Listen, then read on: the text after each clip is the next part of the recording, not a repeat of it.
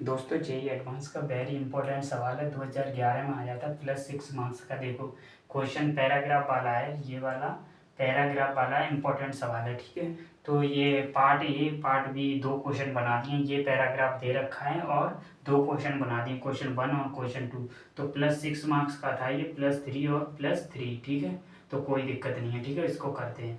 तो देखो क्या बोल रहा है, let A B C real number है, सेटिस्फाई ये मैट्रिक्स है, ठीक है। मैट्रिक्स को मैं थोड़ा ऐसे लिखता हूँ, ठीक है। तो देखो मैट्रिक्स को तीन तरीके होते हैं, या तो आप ऐसे लिख लीजिए और चाहे आप ऐसे लिख लीजिए। एक तरीका और होता है, दो खड़ी लाइनों के साथ ऐसे भी आप लिख सकते हैं, ठीक है। तो तीन तरीके होते हैं, मैंने बीच वाले को यूज़ किया है, ठीक है। तो ये एलिमेंट दे रखे हैं और ये फर्स्ट वाले में क्या पूछा है, इफ़ द पॉइंट जो है वो लाई करता है इस प्लेन पे लाई करता है, देन इसकी वैल्यू बता दीजिए, ठीक है। और सेकंड वाले में क्या बोल रहा है, ये ए बी सी की वैल्यू यहाँ रख दीजिए, अल्फा बीटा आ रहे हैं, अल्फा बीटा की वैल्यू यहाँ रख दीजिए, तो इसकी वैल्यू बता दीजिए। तो बहुत सिंपल सवाल है, देखो बहुत आपको बस मल्टीप्लीकेशन आना चाहिए था, बाकी तो सवाल बहुत आसान है।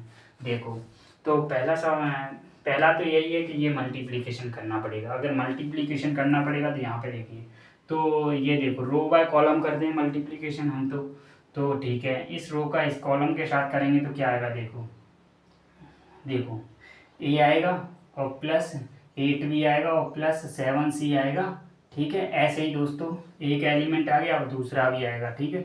दूसरा आएगा तो वो यहाँ पे आएगा, तो क्या आ जाएगा, 9 आ जाएगा, 2 भी आ जाएगा और प्लस क्या आ जाएगा, 3C आ जाएगा, ठीक है। सेम तरीके से एक और एलिमेंट आएगा, 7A 7B और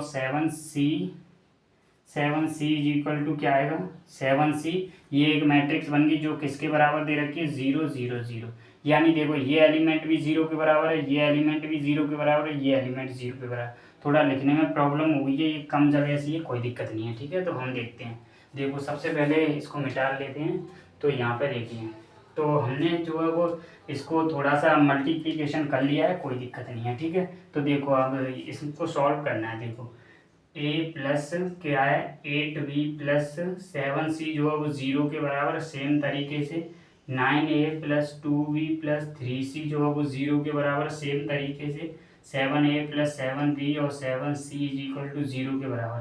ये देखो फर्स्ट में क्या बोल रहा है, हमें बस इतनी इन्फॉर्मेशन पैराग्राफ में दे रखी थी। और फर्स्ट क्वेश्चन क्या बोल रहा है कि ये वाला पॉइंट जो है वो इस प्लेन पे लाई करता है। लाई का मतलब क्या होता है कि उसको सेटिस्फाई करता है। तो एक्स की जगह ए रख दीजिए, तो ए रखेंगे तो क्या आएगा, यहाँ पर देखिए ए रखेंगे तो क्या आ जाएगा, 2A आ जाएगा +B आ जाएगा +C इज इक्वल टू 1 दे रखा है। ये चार इक्वेशन होगी, चार इक्वेशन वैसे चार इक्वेशन होगी तो तीन अन्य तो आराम से निकाल लेंगे, यहाँ पे रख देना है। तो देखो कैसे निकाल लें, देखो सबसे पहले क्या करेंगे, हम इसको 4 से मल्टीप्लाई करके इसमें से घटा दें क्या, देखो b हट जाएगा। देखो 4 से इसको मल्टीप्लाई करना है तो 18×2 = 36 हो जाएगा, 36 में से उसको घटाएंगे तो कितना हो जाएगा, तो 35A, ये तो 0 हो जाएगा और +4 से इसको मल्टीप्लाई किया है तो ये हो जाएगा 12, 12 में से 7 गया तो कितना बचेगा, 12 में से 7 गया तो आपके पास 5C इज इक्वल टू 0 हो जाएगा।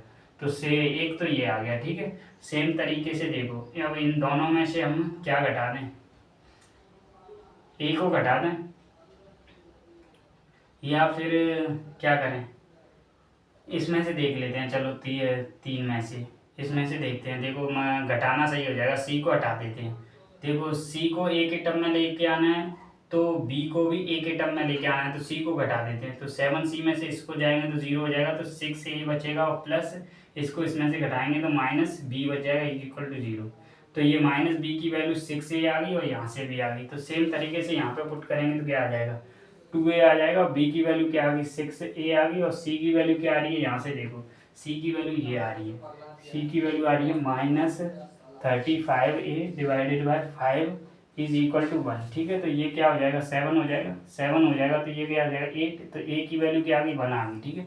ए की वैल्यू 1 आ गई तो यहाँ से बी की भी वैल्यू आ जाएगी 6 आ गई, और बी की वैल्यू ए की वैल्यू 1 आ गई तो यहाँ पर सी की वैल्यू क्या आ जाएगी, ए की वैल्यू 1 रखने पर बी की वैल्यू आ जाएगी -7, ये आ जाएगी। 1 रख किया उधर ले गए तो -7 आ गई। तो देखो हमसे क्या पूछा था, ये पूछा था। तो देखो 7 मल्टीप्लाई, यहाँ पर देखो 7 × 1 और प्लस बी की वैल्यू क्या आई है, 6 आई है, प्लस सी की वैल्यू क्या आई है, -7 आई है। तो -7, तो इसमें -1 बच गया, तो आपके पास 6 आ जाएगा आंसर।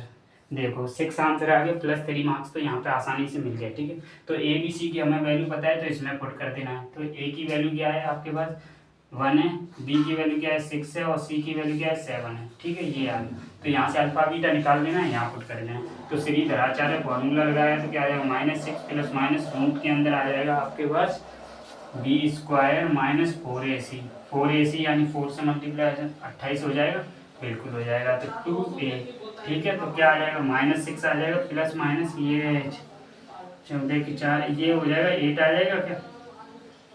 ठीक है, तो ये क्या आ जाएगा, ये हो जाएगा आपके पास 6। ठीक है, तो 8 आ जाएगा और डिवाइड में क्या है 2 है, तो ये क्या आ जाएगा 12 13 14 की एक -7 आ जाएगा, एक 1 आ जाएगा। तो देखो ये 1 -7 आ जाएगा, तो ये अल्फा की होगी, ये बीटा की होगी। तो सेम तरीके से यहाँ पे डाला तो क्या आ जाएगा, देखो समेशन हमें वैल्यू चाहिए इसकी 0 से लेके इन्फिनिट तक। तो 1/अल्फा की वैल्यू 1 होगी और बीटा की वैल्यू होगी कितनी -7 है, तो 1/7 हो जाएगा, उसकी पावर n। तो n को यहाँ पे थोड़ा सॉल्व करेंगे तो ये आगे आ जाएगा 6/7 आ जाएगा, उसकी पावर n।